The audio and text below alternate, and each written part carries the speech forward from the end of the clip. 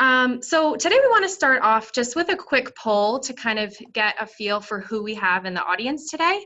So I'm going to bring up a poll question. Our question, what we want to know is, have you done an influencer marketing program before in any of your marketing campaigns? This could be at your current job or maybe at a previous job that you had. Just want to get a feel for this kind of level of experience everybody has in the audience. So I'll leave that up for a minute, and while everyone is answering, I'm going to introduce our speakers today. So we're very excited to have two of our senior program managers from MDR, Stacy Ferguson and Jessica McFadden. And they both have extensive experience as influencer marketing strategists, both in their personal lives as well as at MDR in creating influencer partnerships and campaigns with a lot of our clients. I'll let them share a little bit more about themselves in just a minute. Okay, thank you everybody for submitting your answers. It looks like almost everybody's answered. So I'm gonna end the poll. Share these results really quick. So it looks like actually the majority of you guys have not done an influencer program before, which is totally fine. We have about, it looks like 1/4 said yes, 3/4 said no. So good to know. Thank you all for sharing that with us. And with that, I am going to hand it over to Jessica. Well, great. I'll just introduce myself first. My name is Jessica McFadden. I have been doing influencer marketing campaigns as a program manager and creative manager here at MDR for about 6 years. I love helping clients, prepare and develop effective and exciting and great influencer marketing campaigns. In my personal life, I'm also a mom blogger. And I started my blog about 11 years ago when my little kids, my children were really little. And before that, I'd been in PR agencies. So I just kind of used my blog as a lab, as my hobby to learn more about this exciting communications method. And I'll toss it over to Stacy. Hi everyone, my name's Stacy Ferguson and I'm also a program manager at MDR. I'm going on a year here and I'm really enjoying it. And prior to that, I ran my own influencer marketing network and influencer conference. So I have a lot of experience on both sides, being an influencer myself. So like Jessica, I started blogging a million years ago. I think my blog is now 13 years old. And I started blogging to share my stories of being a mom and a working mom. So that's been really fun. And I've loved seeing the space evolve and grow and learned so much along the way and continue to learn. So I'm looking forward to sharing some great strategies and best practices with you all today. Okay, I'll get us all started, and we're excited to hear your questions, and so just pop those in the chat. We're excited to be able to tailor this to exactly what you need. So let's just talk about influencer marketing in the education space. Influencer marketing has been prominent in consumer marketing and in technology and in fashion and style and beauty for quite a while, but it's been emerging in the teacher educator space over the last few years. And it's an exciting way to promote your goals and your products and your brand to new people in the education space. By partnering with social media voices, you can be innovative, you can be warm, it's also effective because you get that endorsement, and it's an exciting method of communication.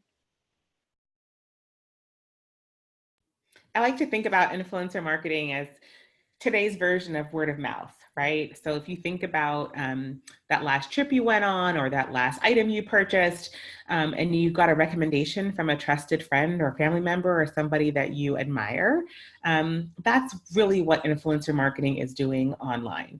So you can work with influencer marketing experts to figure out who are the right people to connect with to get the messaging about your brand out to the right audience, someone that the audience will trust and rely on and take action if they tell them to. So that's a great segue into thinking about your goals.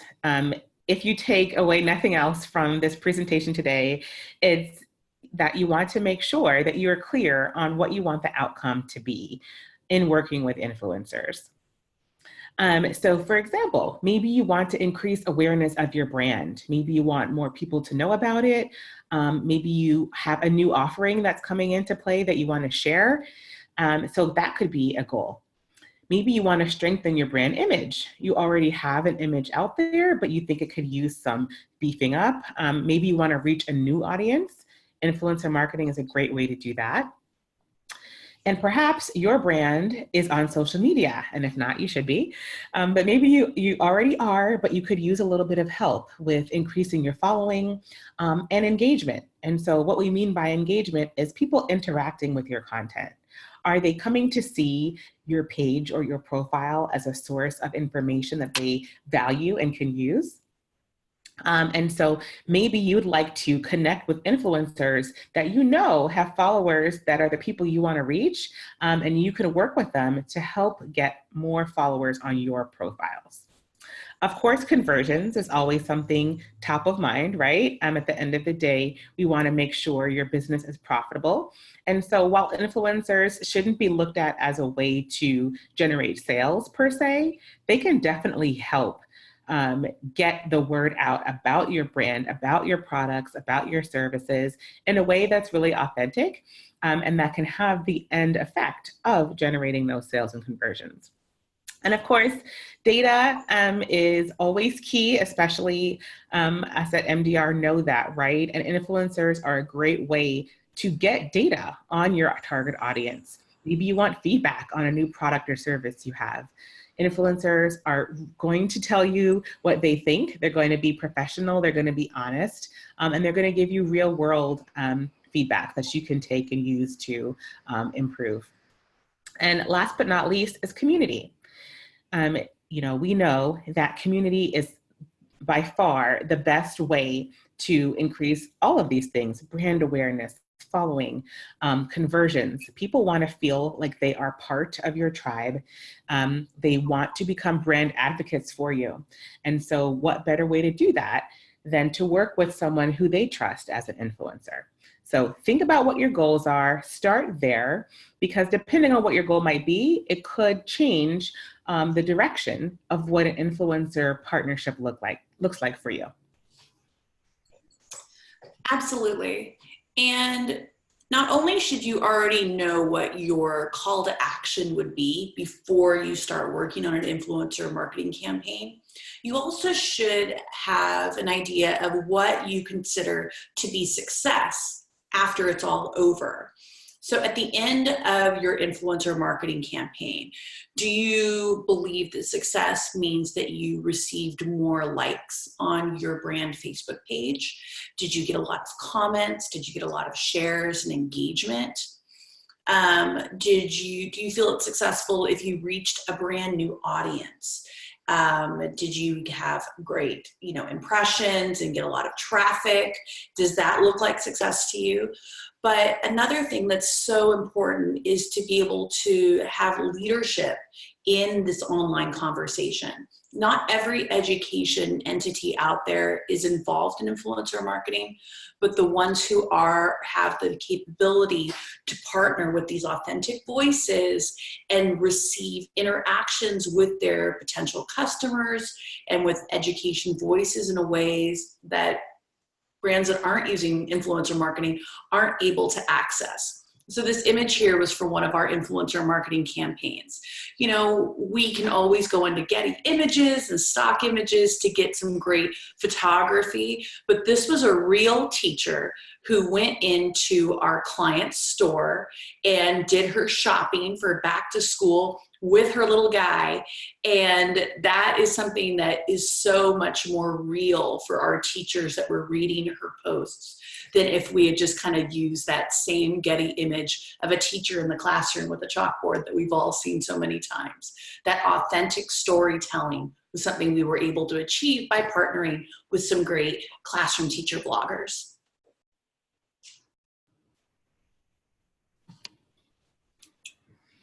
Great. So let's talk about targeting your audience. And I saw someone in the chat had a question about how do we get down to regional audiences, which is a really great question. And we can address that at the end. But here are some things to consider. Where does your target audience look for information? That is a great starting point, because the same way that we would recommend a business starting out on social media to pick one particular platform, the same strategy applies to influencer marketing. So you want to find an influencer who has a really strong and engaging presence on that channel that you want to have an elevated presence on so that you can reach your target audience. So is it Pinterest? Is it YouTube? Is it Facebook? Is it Instagram, right? So you have to do a little research and looking to see where are the folks that you want to reach. And then you can start thinking about which influencers align with that platform. And then on the same note, right, all influencers aren't created equal. And that's actually a good thing. And you want to figure out who is best for your audience. And it could be that it's an influencer with, a ton of followers, but it could also be an influencer that we call now micro-influencers that have a small amount of followers, but the followers he or she does have are super engaged and will take action based on what they say. So think about what's going to work best for your audience and for the message or product or service that you're trying to talk about. Another important thing is to rely on the influencer themselves, because they know their audience the best. They know what time their audience is online. They know what kinds of content they're hungry for. They know what kinds of content to stay away from, which is also equally as important, right? So you want to have a two-way conversation with influencers, the same way you would on social media, because they're going to be able to give you insight that is priceless in terms of how to connect with the folks that you want to reach. And then also don't forget to consider different kinds of channels, because maybe you're going to reach a particular kind of person on Instagram that may not be spending a lot of time on Facebook, and vice versa. So it's important to kind of explore all of the different channels and identify where it is that you want to focus those resources and relationships with influencers. Off that a little bit, using whatever content they create on those different channels in a way that works for that channel. So if you hire an influencer to do a sponsored video for you, she can put that on her YouTube channel, and she can also load that natively to Facebook, because Facebook will like a native video. And then she might also record a video separately for Instagram, because Instagram wants the phone turned the other way. So it's just when you hire someone to do either blogging or video or whatever content, you have to also think about how it's going to play and how much work is going to be involved. But we'll get into all of that. One of the best things you can do if you're excited about influencer marketing with influencers is to first use your brand channel or your personal channel too, and just get in there. Follow other influencers, follow voices, follow different companies, look at what people are doing. Don't be too precious about how many people you are following. That's fine. Those days of when someone could show that they were a leader in the industry by having 2 million followers but following no one does that anymore. I wouldn't worry about what your following number is. Follow, and that way you can see what other people are doing and you can be part of that conversation. So I think Oprah is somebody who has millions of followers and then doesn't follow anyone, but we can all hope to be Oprah one day, but in this case, don't try and be Oprah. Just follow these other influencers. They'll love it and they will follow you back. So find out who are using those hashtags that you like and definitely follow them, comment on their posts, like their posts, respond if they ask questions. Do it under your brand's handle, go ahead and just be part of the conversation. Of course, you have to trust whoever's handling your social handle, but don't be too precious about it. Get in there and play. And that way, when you approach some different influencers to work with you, it doesn't feel like it's out of left field. They can see, oh, brand X has been following me for 6 months and they like my posts and they leave nice comments. And so that's a good thing. So just get in there and be part of the conversation.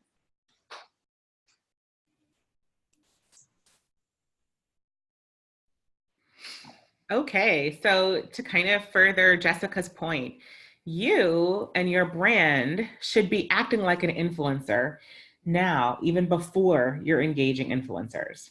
Because in truth, you are an influencer. You have an important message, you bring value to the table, and people are looking to you as an expert in whatever realm you're in. And so the important thing to note here is that it's a two-way communication process. You never want to be talking at people, you want to be talking with them. And social media, that's the beauty of social media, is that it allows you to have a two-way conversation with potential customers, with potential clients, with potential email list members. And so just keep in mind always that working with an influencer is not meant to be a press release channel. And I'm sure Jessica will agree with me that with our influencer hats on, right, as mom bloggers, we've definitely gotten those emails that are just press releases that they would like us to copy and paste. And not only is that not effective, our audience will see right through it because they come to us for stories. That you go to an influencer for their unique voice. And so you can provide a press release as kind of background information, but encourage the influencer to take what's in the press release and make it their own. And so another strategy that you want to think about is to determine 5 to 10 categories of content that your target audience is most interested in. And you can circle through those categories of content on your social media platforms. So maybe, and I know a lot of brands feel like they have to be rigid in terms of what they're sharing online, but try to be a little bit more flexible and see yourself as that thought leader in your space. So maybe you can share a little bit about education, but then also current events. There's a lot of overlap there.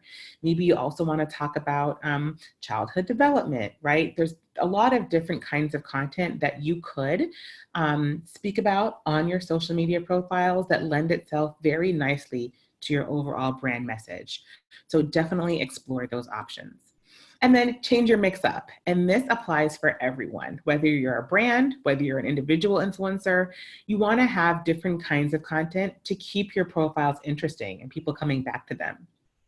If you saw a brand or an influencer that you follow sharing the same things day in and day out, you would get tired of it. And so think about that from your perspective as a brand as well. So selfie, in quotes, in this context for a brand would be that kind of, hardcore sales, brandy type content. So you want to have less of that and more posts that add value. So you want to be educating, informing, maybe even entertaining. Those types of content do really well on social media, and it will help increase your following. So that is kind of one of our tips for you all, is to really treat your brand as an influencer, and that will make your work with an influencer that much more successful.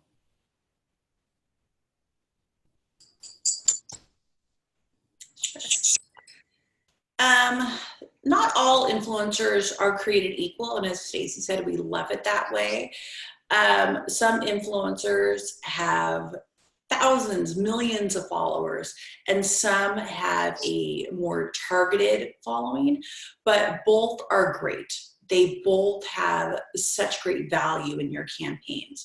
Now, since the education influencer is already part of a niche market, the idea of being a macro influencer in the education space is completely different than being a macro influencer in other industries. So for us, when we say somebody is a macro influencer in the education space, we're talking about people who have tens of thousands of followers. That's big. But there's also such a great value in finding that teacher who is so focused. Maybe she is a middle school science teacher who loves biology.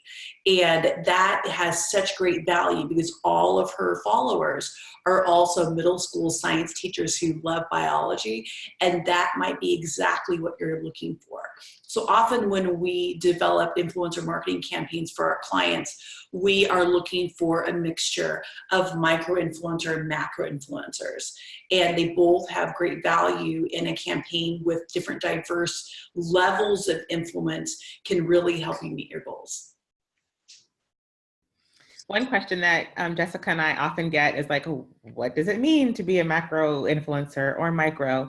And there really isn't a specific hard number, but think about, and I know in the education space, it'll be different than other industries, but we're thinking about maybe influencers who have less than 1,000 followers on social media. You could consider them a micro influencer.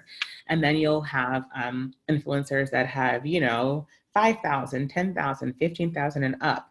And so we could consider those macro influencers because they have larger followings. Right. And often we're also looking at not just the follower number, but how highly engaged they are. Yes. So if there's someone who has 3,000 followers, but gets hundreds of comments and people are so following her, we can see she's a micro influencer who's on her way up. And again, we're getting that targeted voice. And the great thing is not only are macro and micro influencers wonderful, but they all read each other in the education space. So if you've partnered with someone who might have a lower following than others, the people with the high followings are reading them. So and also our journalists. So it has great value, and we love helping our clients analyze, the benefits of both having a lot of followers or having less followers, but high engagement.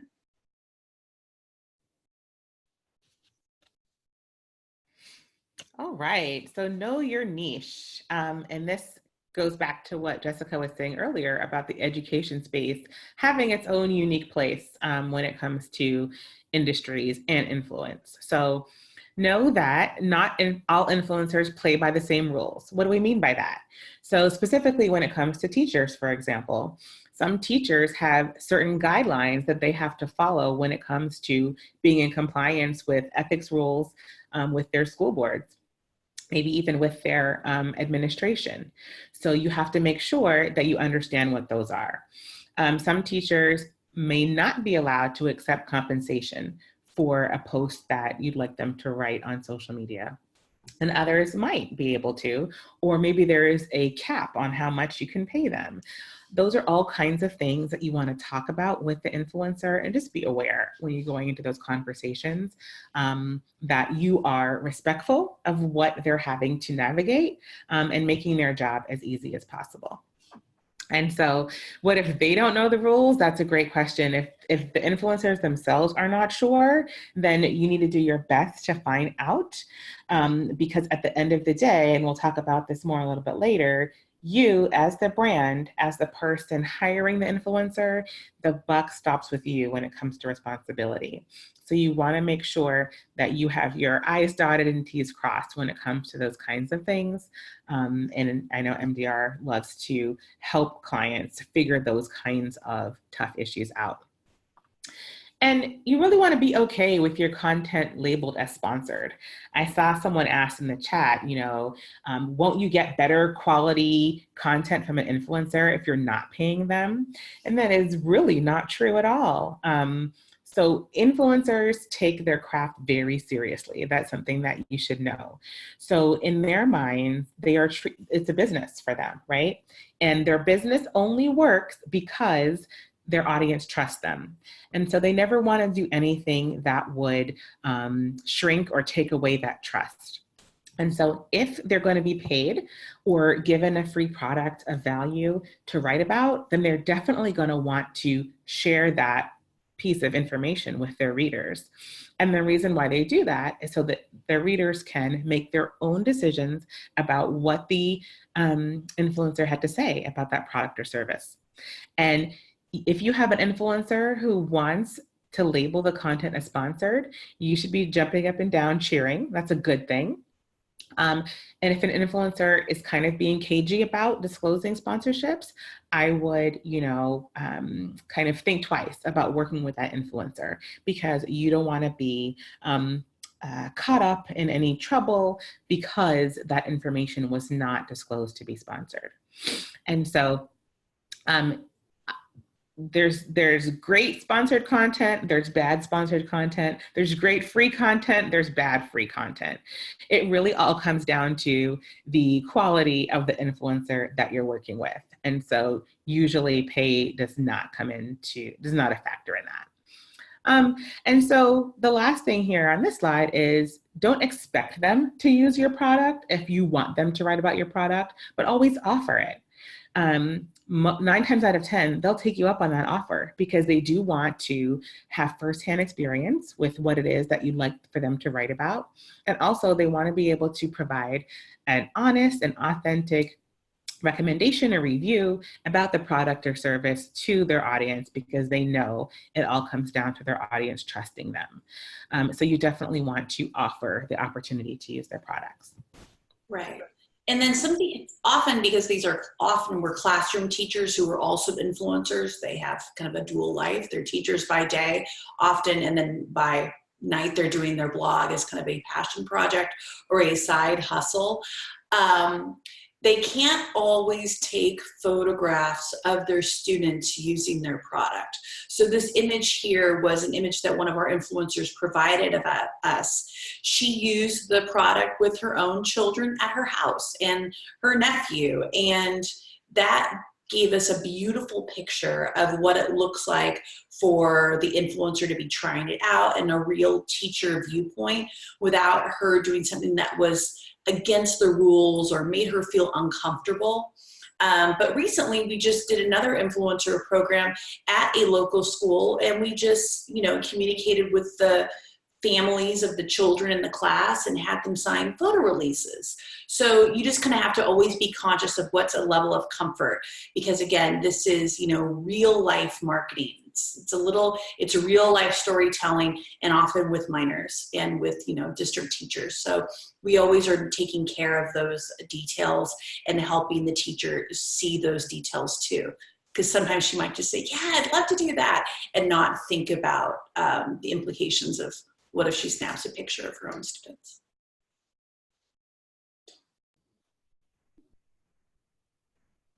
Okay. This is my favorite part. I love working on influencer campaigns for clients and helping them have successful, amazing campaigns. And so we're going to break it down for you exactly what an influencer campaign looks like, whether you're going to implement these on your own or whether we or an agency can help you. So first off, you need to know your strategy. You need to have your call to action. You don't want to just think, okay, we need to do influencer marketing, guys. Everybody else is doing it. We need to do it. Let's go. You need to have the why of why you want to do this. Do you want to get more followers? Do you want to sell a new product? Do you want to be thought of as a thought leader in this area? Do you want to have brand awareness? And you also have to think about what channels you're going to be on. So you want to have this be a Facebook campaign, an Instagram campaign, Pinterest, YouTube. Do you want to get influencers to write about it on their blog so that you can have more links and SEO for your brand? And then after you have all of those ducks kind of in a row, you need to think about what your budget is, because you should compensate your influencers fairly for their work. You kind of think of them as like freelancers, freelance influencers for you. And that doesn't mean you have to like buy their love, but at the same time, you just want to compensate them for their time. And that's where you have that great journalistic, disclosed but very professional output from your influencers. So after you know all those things in the strategy bullet here, secondly, you're going to start working on planning. Now you're going to start you know what your goal is, you know what channels you want to be on, and you know how much you have in your budget for compensation. Now you want to start researching your influencers.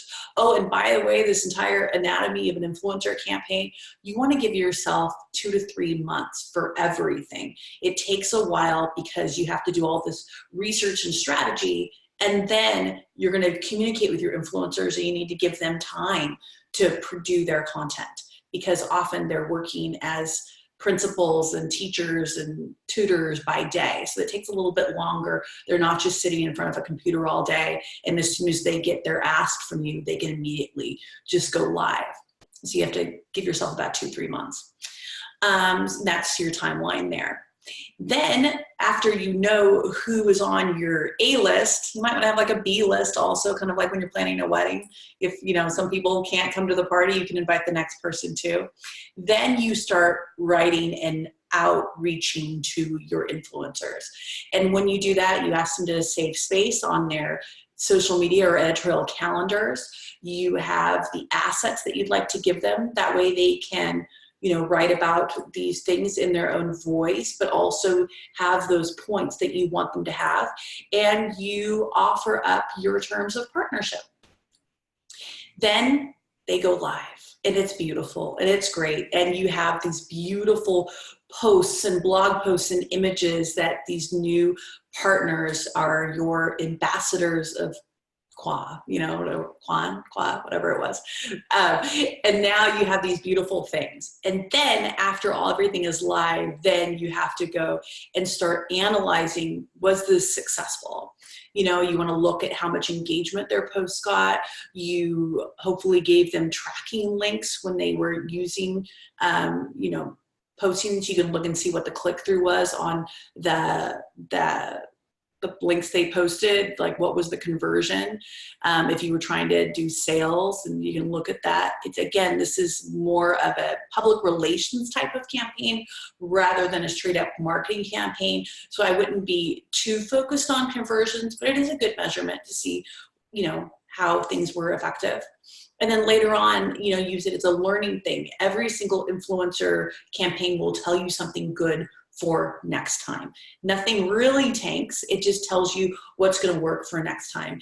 And then you can use that reflection and do it again. You can use those same influencers again and have them be your best fans, or you can move on and use new people and build on that knowledge. The other thing I would add to this is when you are doing the analyzing and reflection, it's great to involve your influencers in that process. Ask them, why do you think this performed the way it did? What might you do differently next time? Because often the influencer will have insights that you may not be able to readily see that they can share with you. That's going to be a huge help for the next time you do it.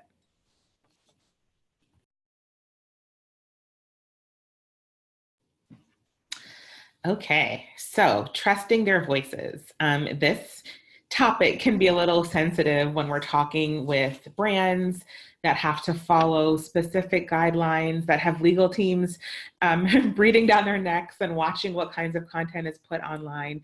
It's hard to give your brand baby to an influencer that you aren't that familiar with, and cross your fingers and hope that they feed the baby and clothe it well, right? And that's kind of what you have to do when you're working with an influencer. You are working with them because they've built an audience that you want to reach. So you have to trust in them and believe in them, that they know what they're doing and they know the best way to engage with their audience.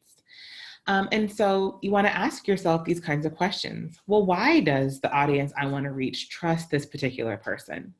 Is it because they're always honest? Is it because they post consistently? Is it because they shine light into their everyday life? And it's very transparent. Are they catering to a specific niche that has kind of a unique set of skills or maybe even nuances that are really important to that audience?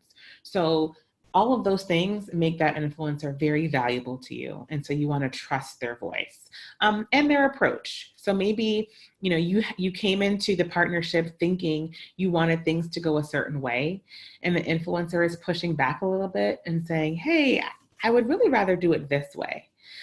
Be open to have the conversation. At the end of the day, it's your brand, it's your messaging, so you have the ultimate say so. But hear them out, because they may have some really good points that you hadn't thought about, and they're the ones who know their audience best. So I like to say, it's kind of freedom within boundaries. So you want to say, hey, these 3 things have to go in your post, right? Or you have to use this link, or you have to use this image, but give them leeway in other ways to make it theirs. The influencers that have more control to take content from a brand and turn it into something that really fits in with their platform, that's the content that does the best. It's going to perform really well.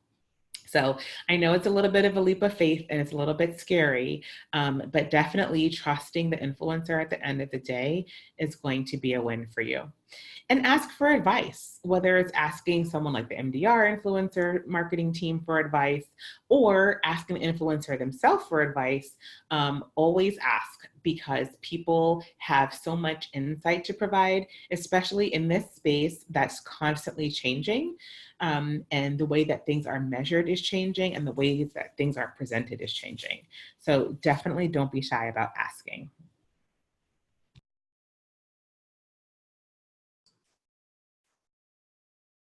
Okay, this is Stacy. So Stacy is actually, she's had a very exciting career. She is also has a legal background and was an attorney. Tell us about that, Stacy. Oh, thanks, Jessica. So yes, it's true. I was an attorney for 10 years, and 7 of those years was spent working at the Federal Trade Commission, ironically or not, working on influencer marketing when it was really just starting to be a thing. And so helping companies navigate what disclosures look like. So a disclosure is when you see on social media the hashtag with an ad or hashtag sponsored, right? That is the influencer's way of letting you know that there was some type of compensation that they received for writing about the thing. And so it's really important that influencers have that kind of disclosure on their posts, because it lets their audience know that information right up front. So let's say, you're going out to lunch with your friend and you say, oh my gosh, I really love your shoes. Where'd you get them? And she says, I got them at DSW, and doesn't tell you that DSW paid her, right? And gave her a free pair of shoes. You might want to know that. That might change the way that you see DSW. And you want to be able to give the audience that information so that they can make those decisions for themselves. So disclosures is just a really fancy way of saying that you need to be transparent if you were being compensated to write about something. And so that's why they're important, right? It fosters that environment of trust, of honesty, of transparency, of authenticity. And so who needs to disclose?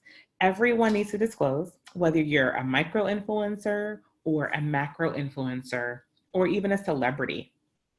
Everyone needs to disclose that they were being compensated to write or endorse a particular product or service. And the thing to remember here is it doesn't have to only be money that changed hands.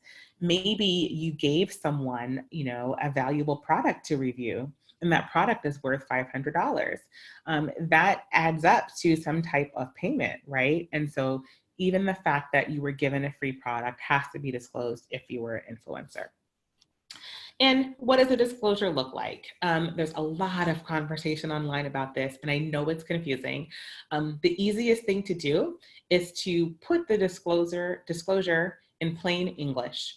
So I like to say, I was given this free trip for me and my family in exchange for a review. And it's really easy to understand. No one has to figure out what the hashtag means, and everyone's on the same page.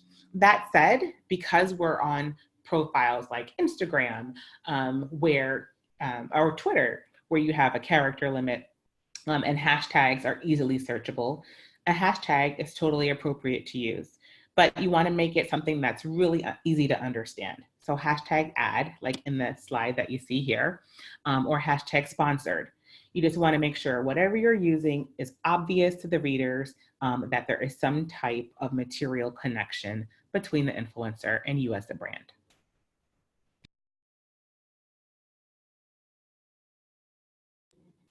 So let's see, we did the others.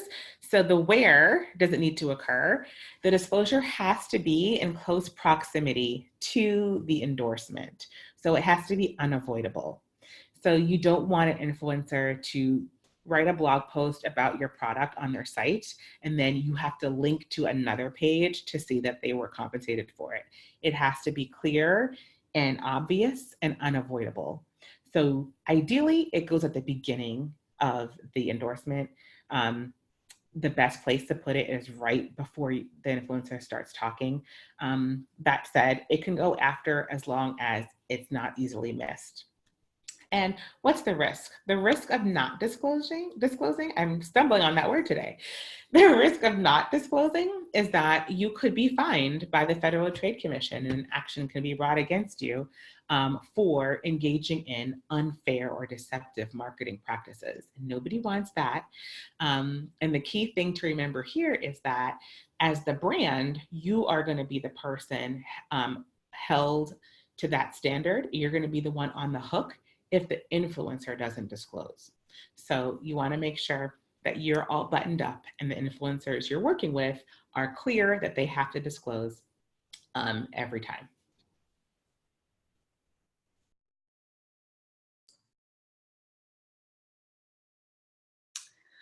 So how can you help your influencers shine? This is where you really establish that beautiful working relationship with your influencers, whether it's the first time you're working with them or the last time or the only time. You definitely want to be working with them and treat them like you would your colleagues. That's the best thing that you can do. There was a question about, like, how do you work with them? How do you compensate them? And we'll get into that during our Q&A. But the main thing you can do is treat them like you treat your contractors, and just, communicate with them very openly, very professionally, be very clear. Often we're helping influencers and brands communicate something in a certain spin that the brand really wants. And you can let the influencers know that during your first outreach to them. Hey, we're really looking to, increase views or positive feeling. And that way, if they don't want to if they don't want to write a piece that has that type of spin and that perspective, they'll let you know right off the bat. I think that the teacher influencers are the most authentic social media influencers I've ever worked with in communications, because they really take their job seriously. I mean, we all love teachers, and teachers take it so to heart. They're not just going to take, a little bit of compensation or a free item and just write something that doesn't feel true to them. So you definitely want to work with these, really highly credible and honest resources, and also listen to them. So I've had influencers come back when I gave them a pitch and a job, and they said, you know what, I really would love to do it this way. I'd really love to do a Facebook Live, and I'd like to do it at 8 o'clock on Sunday night, because that's when I know that my people are watching. That's going to be better than a really boring blog post. And I love to get those ideas. Some of the best ideas that we can have, some of the most successful outcomes we can have, are when we really work with influencers like they are a colleague.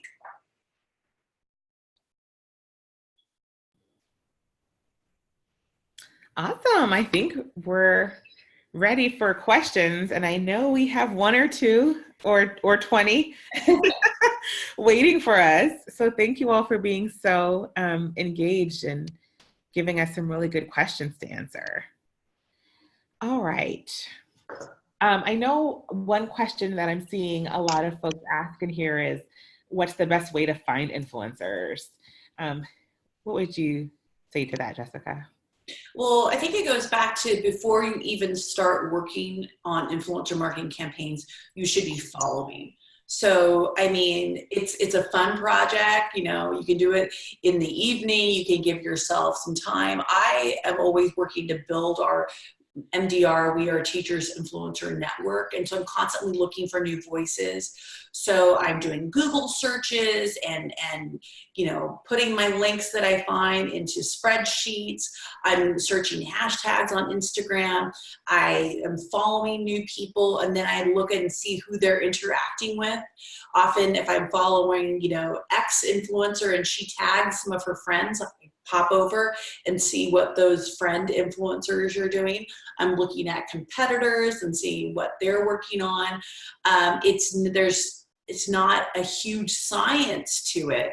It's really just consuming media and then making notations of the people who you find authentic.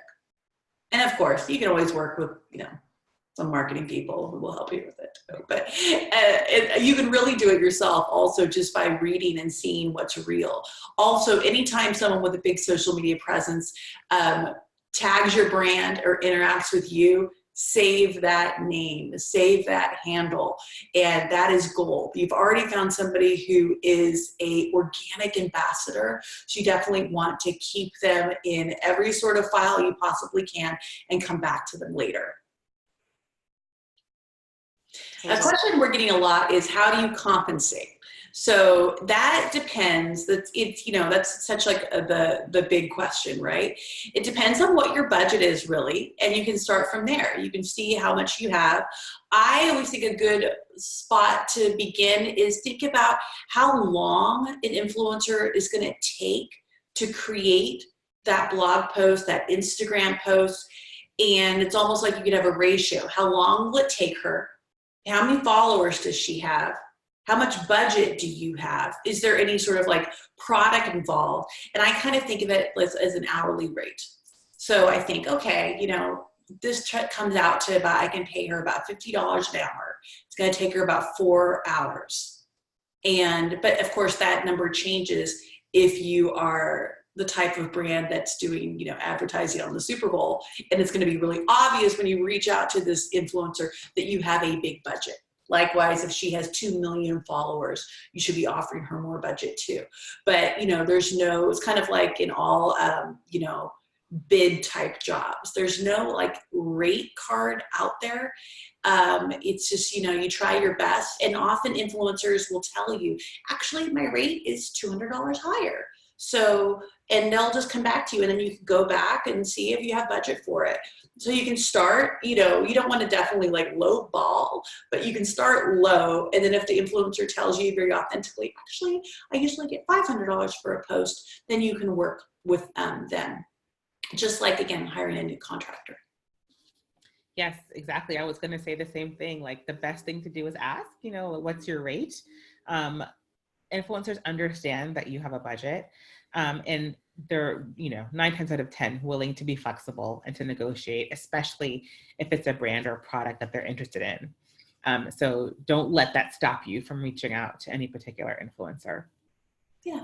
And you can do things that are just for product and just see how it goes. There were some questions about, like, you know, can you send them a book? Sure, ask them. I wouldn't just like kind of, you know, Google and find out what their mailing address and just kind of send it without any sort of communication, because you don't want to waste that postage and that product. But definitely reach out to them and see and build the relationship too. You can even say like, hey, you know, we're looking at influencer marketing for Q4, but right now we'd love to see if you could just review and just see how it goes. You know, it really, in that case, the only expense you have is staff time and postage and wholesale product cost. This question I like. It's, you know, is there anything that we should say or include in our initial outreach to an influencer that increases the chances of them moving forward with you? And I think that this is a really important question because, you know, as all of us know, the way that you're approached can make or break the relationship. And so one tip that I have is to show the influencer that you have been following them. so that if the influencer checks you out on social media, she can see, oh, this brand is already following me, right? That's huge. And also let them know that you've been reading their content. You could say, I loved, those vacation photos that you posted of you and your family, or, I love macaroni and cheese too, something that lets them know that you're already reading their content, and have a personal interest in them as an influencer. So that goes a long way. You just need like one sentence to say that, and it makes all the difference.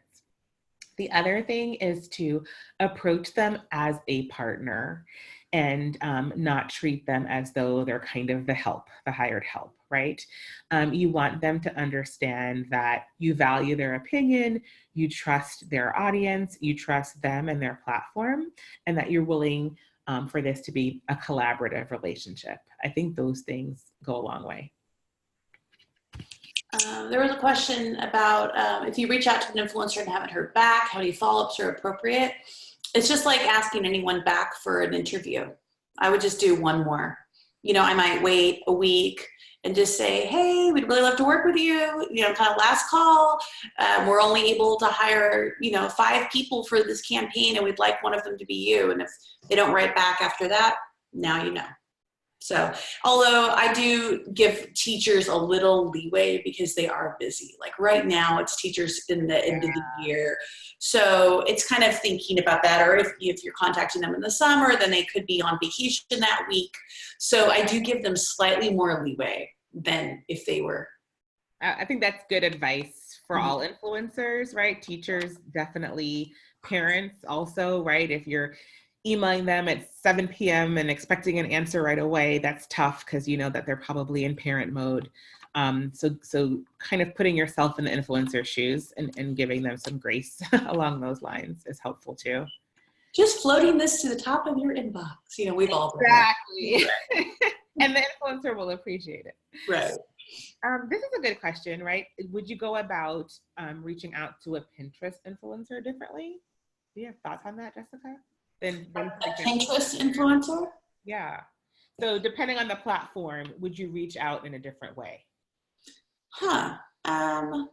So I guess do you want them to repin your content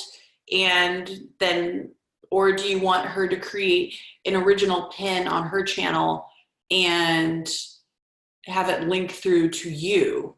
There's lots of different ways to go about that. I think you just would, just plan out what you're asking for and then work with the influencer. And again, on this one, it's going to be that, calculation between how much time it takes her and how many followers she has.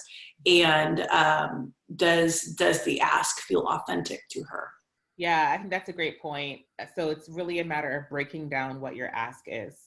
So on Pinterest, maybe it's just you're sharing a link that you would like them to pin and it's already done. But to Jessica's point, if they have to create something and then pin it, it's kind of a 2-step process and they're kind of doubling up on the work there. So you want to be mindful of that. Whereas on Instagram, same thing actually. You could be giving them an image to post, or you want them to come up with their own unique content. So whatever platform you're reaching out to for, just make sure you've thought through the entire ask and understand the steps involved. And that way you'll be able to price it appropriately too. Mm-hmm. Building on this, I think we only have a few minutes left, but there is a question here. When I'm ready to get started, do I just email the influencer and make a proposition to them? Okay, you can. I usually already have determined what the call to action is, the tracking link, who is on my A list, who's on my B list, how much budget I have. I've actually already written out my pitch email that, of course, then I tailor with my mentions of macaroni and cheese and vacation photos and knowing the teacher's first name. I never just write like, dear blogger or dear teacher. And then I have 2 communications that I send. One is that first pitch that says, this is what we'd like you to do. Are you interested? And then after they say yes and agree, and you may have them sign a contract too, to the terms, then I send them their asset packet. that says, these are the tracking links I'd like you to use. These are the points I'd like you to make. These are the things I'd like you to check out. Here are some thought starters and such. So yeah, you email them, but I usually have planned my email afterwards. And I even also may even have started planning what my reporting will look like when it's done. And that's just because, yeah, why not? You're thinking ahead. Yeah, that's good. And since we just have 2 minutes left, I think it's really important that we share with folks listening that We Are Teachers has its very own educator influencer network that Jessica just so happens to lead up. So do you want to share what that looks like and the kinds of cool things we can do, specifically as it relates to these questions that we still have, like how to reach specific titles and knowing which influencers are going to be more able to get engagement from certain audiences? Yeah, so this is a database that we have built based on, you know, years of working with influencers in this space. And it's kind of a brain share amongst all of the staff on We Are Teachers in our integrated marketing services team, where when we find a great Instagram influencer, Pinterest teacher, or YouTuber who talks about teacher and education topics, we can put all of these things in one place. Also, we have in there all the influencers we've worked with before, and we have links to their previous posts and their rates and their bios and their follower numbers. So, you know, there's nothing, there's no secret to this. You can just start this in a spreadsheet or in a database at your own office, at your own brand, and build this too. We are just complete nerds in this space, and we love to follow new people and like share their content. And that's a great place for us to find people to teacher influencers to feature on social media and to retweet some of their things too. Awesome. Are we at time? Yeah, we are just about at time. Thank you both so much, Jessica and Stacy, and thank you everyone for joining today. I know there were a bunch more questions that we didn't have time to get to, but we will definitely respond back to everyone individually via email within the next few days. And I'm just gonna put up a couple of links on the screen. I did mention we recorded the session, so we'll be sending that out in an email. It will also be posted at the top link there, which I just also entered into the chat. And you can also find a bunch of other free marketing resources at the second URL, mdreducation.com/resources. And I think that is about it. Feel free also to reach out directly to Stacy or Jessica or us at MDR. If you had any other follow-up questions that you think of later, I'll leave up their email addresses and websites right up on the screen for a couple more minutes. And I think that's a wrap. Thank you, everyone. Have a great day.